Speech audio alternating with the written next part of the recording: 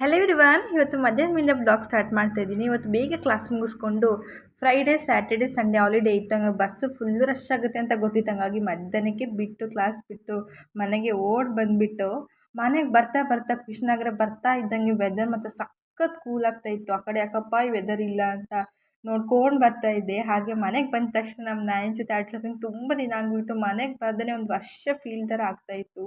ಈಗ ಬಂದೋದ್ರು ಮನೆಗೆ ಬಂದೇ ಇಲ್ಲ ಅನ್ನೋ ಥರ ಫೀಲು. ಹಾಗೆ ಮಳೆ ವೆದರ್ ಅಂತೂ ಸಖತ್ತಾಗಿತ್ತು. ಇದೆಲ್ಲ ಮಿಸ್ ಮಾಡ್ಕೊಳ್ತಿದ್ದೆ ಅಂತ ಅನ್ನಿಸ್ತು. ಈಗ ನಾನು ಬೆಳಗ್ಗೆನೇ ಎದ್ದು ಹೊರಟಿದ್ದೆ, ಪೂಜೆ ಎಲ್ಲ ಮುಗಿಸಿ ಮೈಸೂರು ಕಡೆಗೆ ಹೊರಟು ಆ ಕತೆ ಕೇಳ್ತಾ ಇದ್ದೆ. ದೇವ್ರ ಕತೆ ಮತ್ತು ಸಖತ್ತಾಗಿತ್ತು. ನನಗಂತ ಬಿಟ್ಟು ಬರೋಕ್ಕೆ ಮನಸ್ಸಾಗ್ತಿರಲಿಲ್ಲ, ಅಷ್ಟು ಚೆನ್ನಾಗಿತ್ತು. ಹಾಗೆ ಬೇರೆ ಕಡೆ ಹೋಗೋಣ ಅಂತ ಟ್ರೈ ಮಾಡಿದೆವು, ಬಟ್ ಅಲ್ಲೇ ಟೈಮ್ ಆಗೋಗ್ಬಿಡ್ತು, ಬೇರೆ ಕಡೆ ಹೋಗೋಕ್ಕೆ ಆಗಲಿಲ್ಲ. ಕಾಲೇಜಿಗೆ ಬಂದು ಎಲ್ಲೂ ಹೋಗಿರಲಿಲ್ಲ, ಹಂಗಾಗಿ ಇದು ಫಸ್ಟ್ ಟೈಮ್ ಹೊರಗಡೆ ಹೋಗಿರೋದು ಮನೆಗೆ ಬಂದು.